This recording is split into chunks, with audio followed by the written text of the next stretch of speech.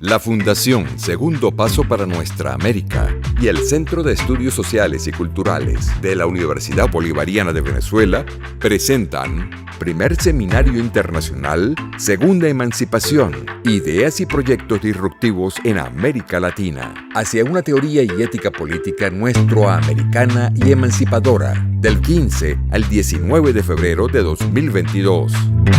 Sean bienvenidos y bienvenidas. Quien les habla, la profesora María Alejandra Portillo. Nosotros vamos a trabajar dentro del seminario en el módulo que tiene que ver con izquierdas y progresismos latinoamericanos. En este caso, yo he traído la ponencia de aproximación teórica a las izquierdas y progresismos latinoamericanos. Quiero comenzar haciendo algunas precisiones. Cuando nosotros nos referimos a una aproximación teórica de las izquierdas y progresismos en América Latina, es importante mencionar que la construcción teórica de las izquierdas tiene un carácter indisoluble con la praxis. Es decir, la construcción teórica, filosófica de las izquierdas y progresismos está basada en la praxis, está basada en la vida cotidiana. ¿Por qué? Porque justamente está basada en las iniciativas antihegemónicas de carácter popular desde las luchas de resistencia, las que van a darle sentido justamente a esta construcción teórica. Entonces vamos a tener, en primer lugar, una relación dialéctica entre la teoría y entre la praxis. Esa relación dialéctica está además transversalizada por un eje que es fundamentalmente histórico. Es decir, para que nosotros podamos dar comprensión desde la totalidad, desde los procesos de cómo se han conformado las izquierdas y progresismos latinoamericanos, es importante señalar que son procesos históricos con un carácter dialéctico entre la praxis y la teoría, porque justamente nuestros avances están orientados por estos cambios de conciencia generados por esta relación que estoy enunciando. Otros elementos que son importantes justamente para el análisis de esta aproximación a las izquierdas y a los progresismos latinoamericanos tienen unas dimensiones que tienen que ver con lo epistemológico, con lo ontológico, con lo axiológico y lo metodológico. Vamos entonces a comenzar con cuál es esa dimensión epistemológica de esta construcción teórica de los progresismos y de las izquierdas en América Latina. En primer lugar, cuando nosotros hablamos de una construcción epistemológica, estamos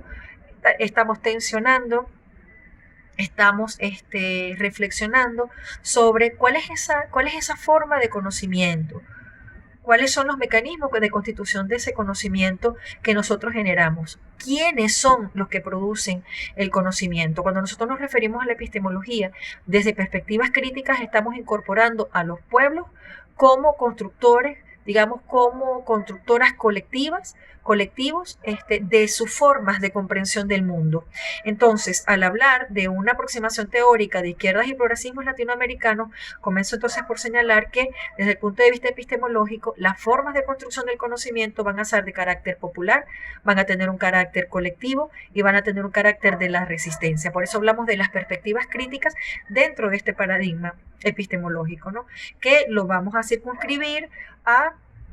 un reconocimiento fundamental de la construcción de la subjetividad y de la construcción de identidad de los pueblos y sus luchas. En relación a lo que tiene que ver con lo ontológico, que viene por supuesto de la mano con lo epistemológico, esta construcción de conocimiento, ¿a qué sujetos convoca?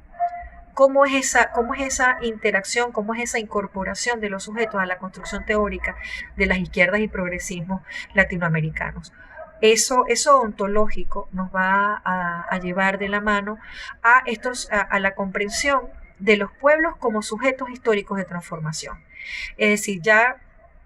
no es una visión en la cual los pueblos están vistos como al margen, están excluidos de las posibilidades de la construcción del conocimiento, sino que muy por el contrario, los sujetos históricos populares, los sujetos transformadores de su historia y de su vida cotidiana, son aquellos llamados justamente desde lo ontológico para construir epistemologías otras. Eso también nos va a llevar a concatenar el otro elemento que tiene que ver con lo axiológico. ¿Cuáles son los sistemas de valores que nosotros desde en este momento estamos construyendo en América Latina? ¿Cómo es ese sistema? Es decir, ¿cuáles son esos valores que se van rompiendo, que responden a una lógica capitalista de consumo, a una lógica, digamos, individual de construcción de la identidad? Entonces, ¿cuáles son esos valores que nosotros estamos cuestionando y sobre cuáles nosotros estamos constituyendo? Y eso tiene mucho que ver con una construcción teórica de las izquierdas y progresismos latinoamericanos, porque como pueblos colonizados, como pueblos del sur global, se nos han impuesto los sistemas axiológicos y las formas de comprender el conocimiento y las formas justamente de construir ese conocimiento. Entonces, estos espacios de construcción y debate justamente nos llevan a reflexionar sobre nuestra praxis, cuáles son nuestros valores y cómo nosotros vamos a seguir reproduciendo dentro de estos procesos históricos y de autodeterminación de los pueblos la comprensión de nuestra conciencia. Otro elemento que es fundamental es la metódica. Es decir, nosotros debemos comprender lo epistemológico con lo ontológico, con lo axiológico, también justamente visto desde la metódica. Y eso me hace recordar al profesor Vigo, que siempre insistía en el caso de los estudios descolonizadores en Venezuela, cómo la metódica es fundamental para poder hacer la construcción de una praxis revolucionaria que nos conlleva a una teoría revolucionaria en relación orgánica, en relación dialéctica. Y cuando nos referimos a la metódica, en este caso también es importante enunciar, es importante precisar que existe una enorme, digamos, heterogeneidad, diversidad de cómo desde los diferentes, desde las diferentes iniciativas latinoamericanas, desde los diferentes países, naciones latinoamericanos que hemos vivido procesos históricos comunes, se han venido presentando iniciativas del método, es decir, el cómo nosotros nos estamos justamente aproximando a perspectivas críticas de construcción de esta teoría. Y esta heterogeneidad, esta diversidad, lo que viene es a enriquecer las perspectivas críticas, las perspectivas transformadoras de una filosofía nuestroamericana. En este caso, y creo que aquí es importante, por supuesto, mencionar a Dussel, es importante mencionar también a Juan José Bautista, porque nosotros estamos dentro de un proceso histórico, en un punto de inflexión en que América Latina está produciendo filosofía, estamos produciendo teoría política para poder dar respuesta a esas contradicciones que nosotros vivimos permanentemente. En el caso de las izquierdas y los progresismos latinoamericanos, nosotros también tenemos que darles una lectura histórica. Los procesos, digamos, de construcción de las izquierdas y progresismos van a tener un origen fundamental en el caso latinoamericano en el siglo XX, donde nosotros lo podemos ubicar a través de la constitución de los partidos comunistas, a través de la constitución de los movimientos sindicales, los movimientos de trabajadores y trabajadoras, luchando justamente contra la explotación del sistema capitalista, ¿no? Y en ese sentido es importante señalar también que el Estado latinoamericano que se constituye en el siglo XX va a ser una continuación justamente de todos esos procesos coloniales y vamos a tener presencia de un Estado periférico capitalista. En ese sentido, en el siglo XX, digamos, ese Estado que se constituye como garante de la construcción de lo que tiene que ver con las naciones latinoamericanas es un Estado periférico, es un Estado que está relacionado con un centro, en una relación de dominio, en una relación de sujeción, en una relación de dominación, que va a garantizar los niveles de explotación en América Latina, ¿no? Como productores de materia prima, como justamente pueblos que están, en los cuales se constituyen los patrones de consumo, los patrones de producción, la comprensión de cómo nosotros interaccionamos como sujetos y que justamente las izquierdas van a tensionar, van a cuestionar todas estas visiones para garantizar la relación centroperiférica y justamente por eso nosotros hablamos de estas luchas de la resistencia. Lucha justamente de los trabajadores, de las trabajadoras, de los profesionales, de los estudiantes, lo vamos a ver a lo largo de todo el siglo XX,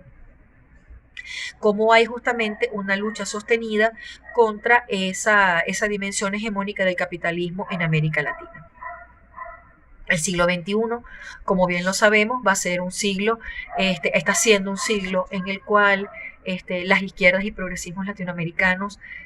no sin contradicciones, hemos visto todo, digamos, un florecimiento Hemos visto cómo en una primera fase de los progresismos latinoamericanos vamos a tener a comienzos del siglo XXI, nosotros vamos a tener una Venezuela con un proceso temprano de transformaciones dentro de lo que significa la constitución del Estado, y aquí hay un elemento que es fundamental. En el caso, por ejemplo, de Venezuela, de esta primera fase de Venezuela, Bolivia, Ecuador, Brasil, Argentina, estas izquierdas y progresismos latinoamericanos que han llegado a través de las elecciones a convertirse justamente en opciones y luego a constituirse como los sujetos desde el punto de vista de la administración pública, del sistema institucional, digamos dentro del Estado-nación, estos países van a comenzar justamente a cuestionar no solamente la relación centro-periférica de nuestros estados latinoamericanos, sino que, digamos, hacia afuera, esas relaciones con las transnacionales, esas relaciones de sujeción y dominación con el sistema capitalista neoliberal en su fase neoliberal. Nosotros hacia adentro vamos entonces a observar cómo hay un tensionamiento en esa noción de Estado. ¿Qué vamos nosotros a comprender por Estado latinoamericano? Y eso es uno de los aportes fundamentales dentro de lo que tiene que ver con la teoría política nuestroamericana. Ese cuestionamiento que tiene que ver con el Estado, ¿no? Un cuestionamiento que ya por supuesto viene de los principios y las doctrinas de la izquierda, cuando dicen que el Estado, justamente al tener una relación con el centro, la relación de dominación y explotación, este Estado es un instrumento justamente de la clase dominante. Al ser un instrumento, pues justamente para el que garantiza la explotación de la clase dominante, es una de las cosas que las izquierdas y progresismos latinoamericanos a lo largo de todo el siglo XXI van a constituir como una noción fundamental de transformación. Entonces decimos que si las izquierdas y progresismos latinoamericanos llegaron vía elecciones justamente para constituirse gobierno, una de las primeras cosas que entonces estamos llamados es a transformar, a cómo nosotros podemos contribuir a esos cambios, a esas transformaciones dentro de las nociones de los estados. Y esta constitución, esta creación de nuevas nociones dentro del Estado, en el caso venezolano, en el caso boliviano, en el caso ecuatoriano, en el caso brasileño, en el caso argentino, en esta primera fase van a tener unos elementos comunes que van a tener que ver también a su vez con transformaciones desde las lógicas territoriales, de la relación de los sujetos con la institucionalidad, y vamos a ir progresivamente viendo cómo el poder popular, visto desde cada una de estas experiencias, van a enriquecer una relación distinta con la institucionalidad, con la burocracia, justamente buscando vasos conductores entre lo que se va a constituirse como un poder popular que se va viendo, digamos, en profundidad poco a poco, que avanza progresivamente, como estábamos mencionando, va a tener entonces un momento de contradicción, un momento, digamos, que nosotros podemos, digamos, enunciar, que podemos denominar como un punto de inflexión en el ejercicio de estas nuevas perspectivas. Este punto de inflexión hizo que también vía elecciones, en el caso de Brasil, en el caso de Argentina, tuviésemos entonces el desplazamiento de estos gobiernos desde las perspectivas alternativas. Y aquí hay un elemento también que es fundamental, que lo vamos a ver presente tanto en la constitución de estas nuevas formas de gobierno como en, digamos, esa capacidad de retomar el poder de las derechas latinoamericanas, y tiene que ver entonces como el derecho como instrumento.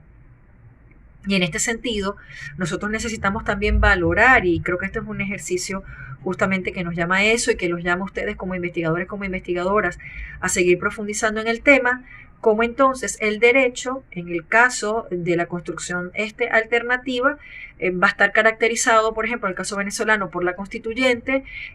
o en el caso de los otros países también por unos procesos que van a convocar a la resignificación, a las redefiniciones de los entramados legales, de los entramados constitucionales, de los entramados jurídicos para poder regular esas transformaciones que se estaban dando o que se están dando entre el gobierno y el Estado como abstracto conceptual en el cual se van entonces a concentrar el ejercicio y la construcción filosófica de la política de un Estado alternativo.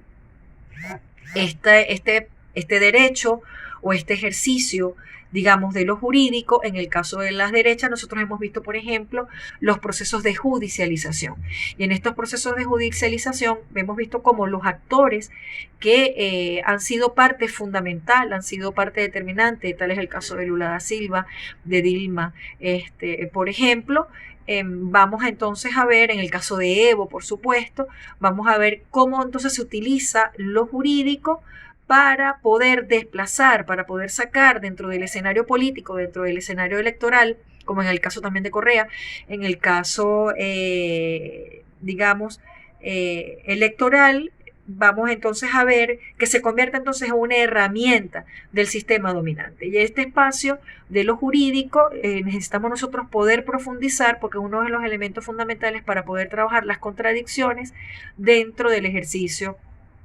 de unas formas críticas del poder, ¿no? En ese sentido, esto jurídico hace que inclusive se modifiquen las posibilidades de participación en los procesos eleccionarios, la posibilidad de permanecer dentro del ejercicio de gobierno. Inclusive también vamos a revisar desde las perspectivas de los progresismos y las izquierdas, cómo entonces ese derecho va a ser, por el contrario, un espacio de posibilidad para la incorporación de los actores, la incorporación de los sectores a través de los procesos de decisiones, que creo que en ese sentido todavía falta un camino muy largo por recorrer, porque dentro de lo que significa la constitución de los gobiernos de izquierda, de los gobiernos progresistas, tenemos una deuda histórica que nos debe impulsar a través de la generación de mecanismos legales y de mecanismos políticos, de mecanismos sociales, una incorporación mucho más directa, no solamente en la constitución de las agendas, sino además en los procesos de toma de decisiones que tienen que ver, por ejemplo, con el ejercicio de las políticas públicas. Es decir, que estas formas de organización puedan materializar a través de las constituciones de formas organizativas de carácter más orgánico, territorializadas en estos procesos, ¿no? Ok. En les hablaba entonces de esta primera fase, luego entonces el reflujo, como lo acabo entonces de mencionar, ahí hay dentro de las contradicciones a través de lo electoral, a través de lo jurídico, a través de lo legal, a través de inclusive de lo social. Vamos a ver entonces desplazados los gobiernos progresistas de Brasil, de Argentina, que eran uno de los más significativos justamente de la región, y que estas contradicciones también nosotros debemos analizarlas, ¿no? Para poder nosotros, y creo que es una de las cosas fundamentales dentro de las izquierdas latinoamericanas, cómo estos procesos, cómo estas experiencias nos nutren para nosotros poder continuar con la generación de principios de acción de liberación nacional que tienen, pues, que de nosotros desde las izquierdas a lo interno debemos cuestionarnos, ¿no? Es decir, ¿cuál es el manejo de lo económico? Nosotros debemos preguntarnos por qué las mismas personas en alguna medida que votaron entonces por los progresismos, entonces también votaban por el retorno justamente de las derechas como para buscar opciones, ¿no? Es decir, el pueblo votando una medida de nuevo por tendencias conservadoras, tendencias de la derecha, que no lo reconocen dentro de su existencia, que no lo reconocen como dentro de los espacios orgánicos necesarios para la participación, para la construcción de unos modelos diferentes. Y en ese sentido, es importante señalar que tiene que ver con el tema también de lo electoral, que tiene un peso muy importante, no solamente para la llegada, como nosotros vimos a comienzos del siglo XX y lo estamos viendo ahorita con Honduras, en el caso también chileno, que es un retorno. Es decir, hay flujos y reflujos que están definidos por las vías electoral y que nos lleva a cuestionar cuál es el peso de las elecciones y qué significan las elecciones para unos estados progresistas, para unos estados de izquierda. Nosotros partimos de la idea que las elecciones son justamente espacios de carácter, digamos, burgués, de carácter capitalista, justamente para garantizar una democracia representativa, para garantizar unas democracias que no apuntan a la radicalidad de la participación, a lo orgánico de la participación, pero sin embargo han sido los mecanismos, digamos, legales y procesos también de legitimación de las democracias, digamos, progresistas en América Latina. Hay otra cosa que también es importante señalar, que dentro de los análisis que se hacen de las diferencias de los porcentajes electorales, cuando la derecha o cuando los progresismos han logrado la victoria dentro de las presidencias de cada uno de estos países, entonces es importante como analizar cuáles son los porcentajes justamente de esas elecciones. Y las diferencias entre unos y otros oscilan entre un 10 y un 15%. También dependiendo de cuáles son esas distinciones de los países, pero hay también una generalidad que está entonces entre un 10 y un 15%. Esta diferencia entre el porcentaje electoral nos habla de la necesidad de profundizar en la formación y en la construcción de una conciencia política, de una conciencia, digamos, transformadora de los pueblos. En el caso boliviano, y paso entonces a esta segunda fase cuando me refería a entonces, digamos, la pérdida de Brasil, la pérdida de Argentina, pero también en el caso boliviano, que fue a través justamente de un golpe, nosotros vamos a ver cómo las derechas llegan a desplazar todo lo edificado. Es decir, hay un desplazamiento histórico de carácter cultural, hay un desplazamiento histórico del carácter político y un desmantelamiento casi de inmediato,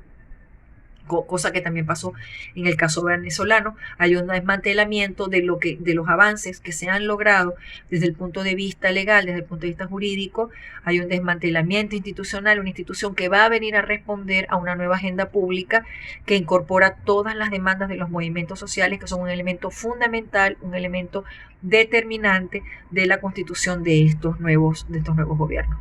que nos incorporan entonces estos actores, ¿no? Entonces, las luchas, además de los pueblos organizados territorialmente, los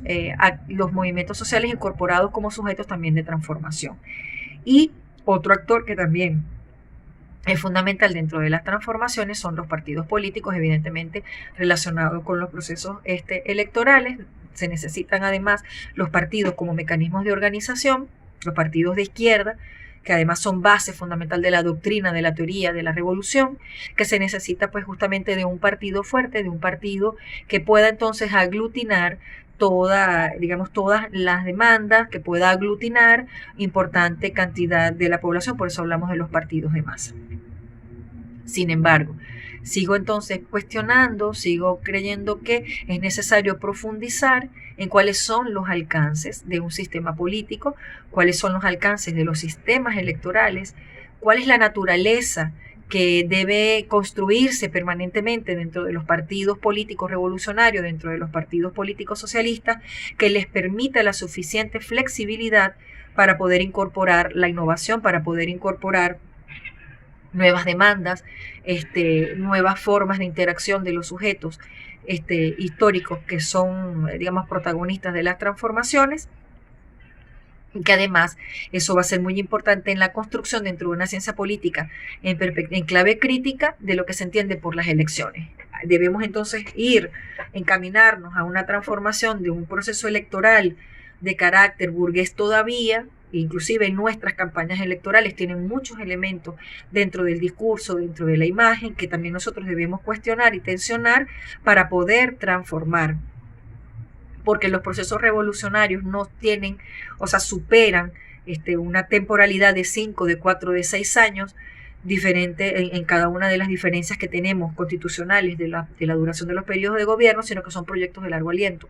Son proyectos históricos que todavía siguen anclados a los procesos electorales. No con el ánimo de la construcción de un pensamiento hegemónico o de una continuidad, de una permanencia sin modificaciones, sino muy por el contrario, repito, que se incorpore, que tengamos una flexibilidad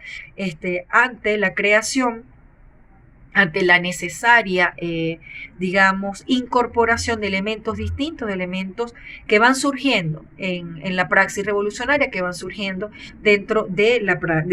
los procesos históricos. Entonces, este flujo y este reflujo, hoy, en este año, digamos, que acaba de transcurrir,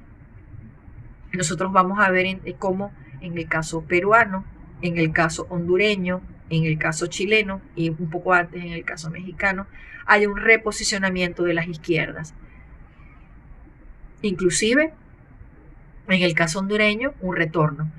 En el caso chileno, todo un proceso histórico después de Allende, que nosotros hoy en día tengamos hasta un proceso constituyente y vemos otra vez de nuevo la relación de lo jurídico, de lo legal, dentro de los procesos de transformación de los estados en perspectiva y clave crítica,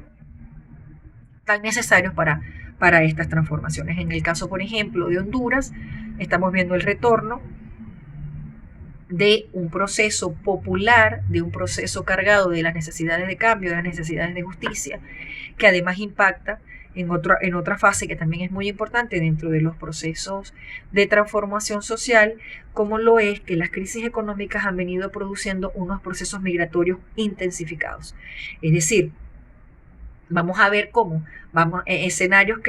en los cuales vamos a tener la presencia de un avance de las políticas sociales por un lado, pero por otro lado, dentro de la crisis económica, grandes movimientos migratorios que entonces van a estar cargados de otros problemas, por supuesto, que tienen que ver con la justicia,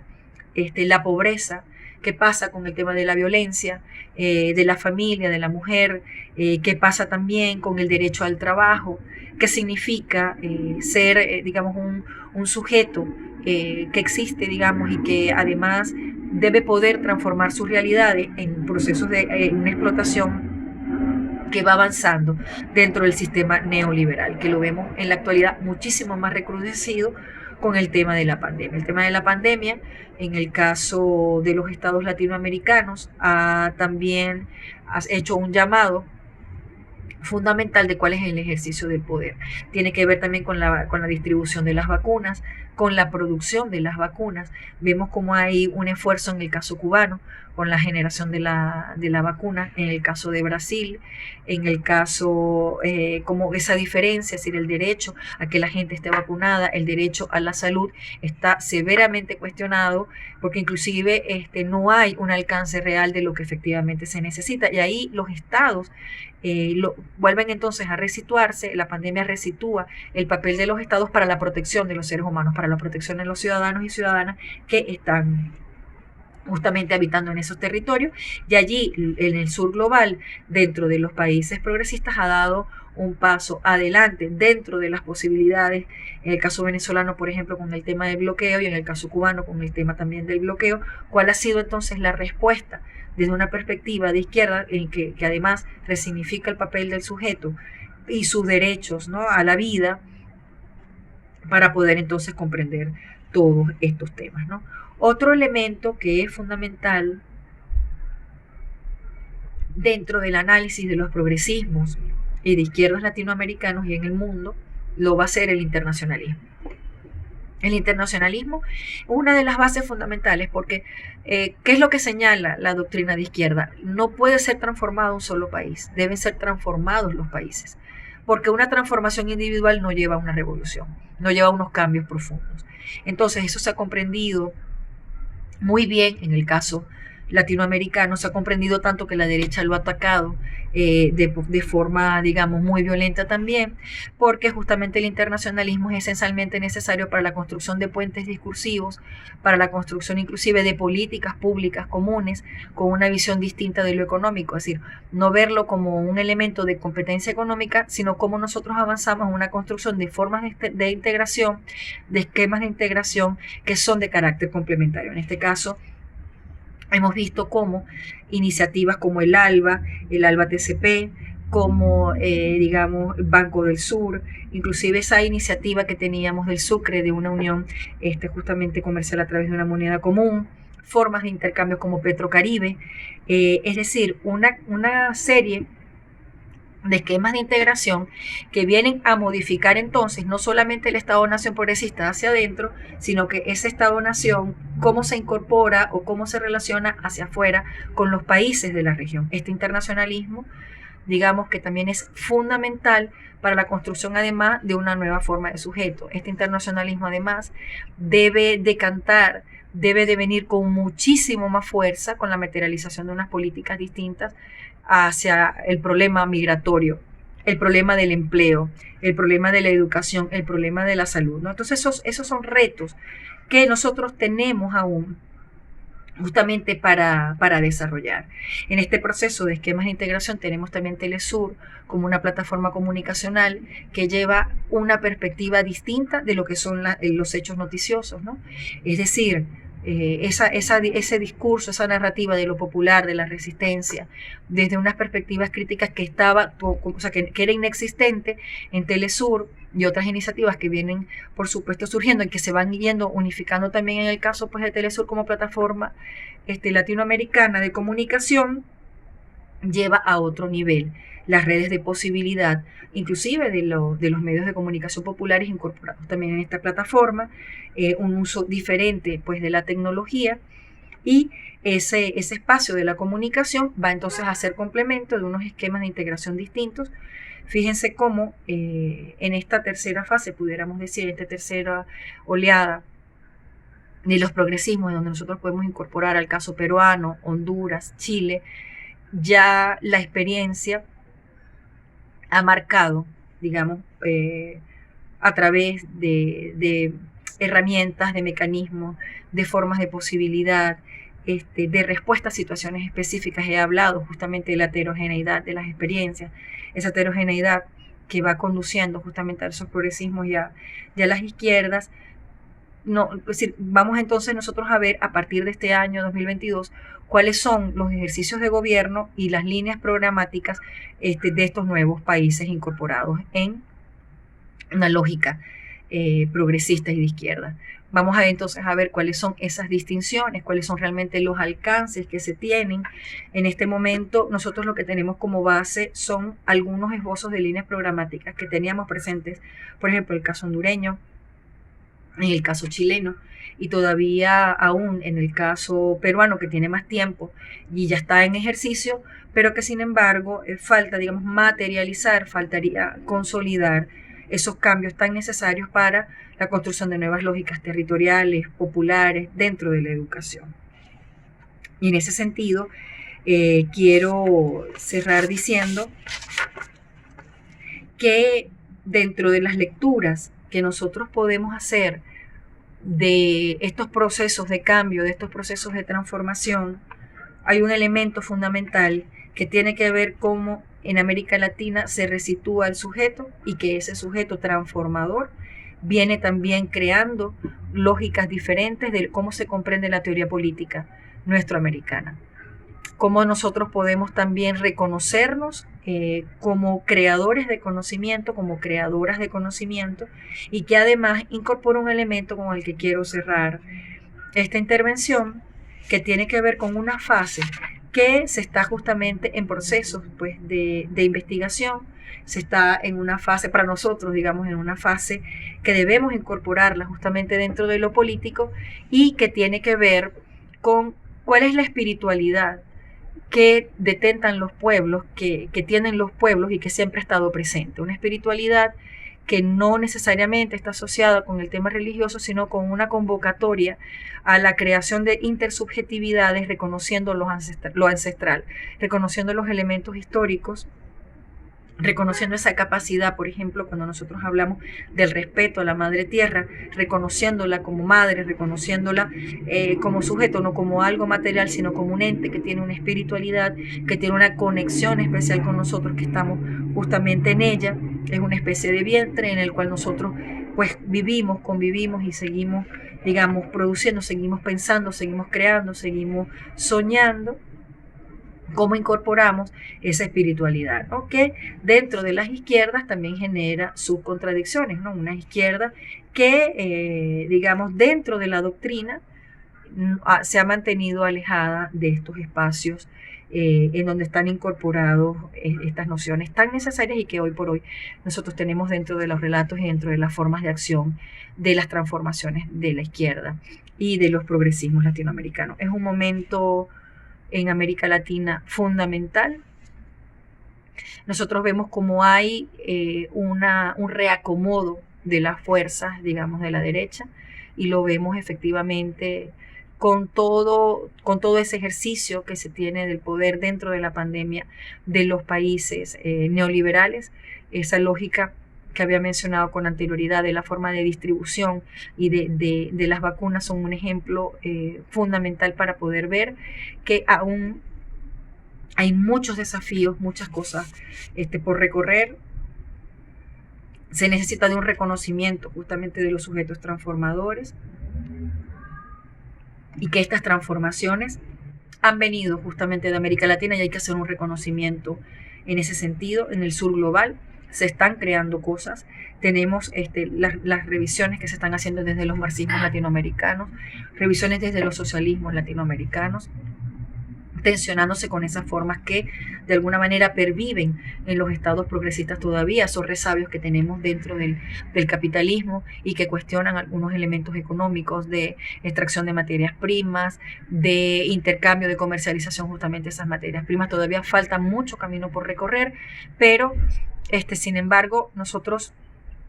a través de la organización y a través de la construcción justamente de una teoría distinta vamos justamente avanzando en ese sentido. Y cierro diciendo, bueno, continuemos formándonos, continuemos pensando, cuestionando pues las realidades. Estos espacios son justamente para eso, para que nosotros podamos reflexionar y debatir sobre estos elementos y poder justamente aportar a la construcción de una lógica, de un pensamiento, otro de una filosofía, otra desde América Latina. Muchísimas gracias. La Fundación Segundo Paso para Nuestra América y el Centro de Estudios Sociales y Culturales de la Universidad Bolivariana de Venezuela presentaron Primer Seminario Internacional Segunda Emancipación, Ideas y Proyectos Disruptivos en América Latina, hacia una teoría y ética política nuestroamericana y emancipadora, del 15 al 19 de febrero de 2022.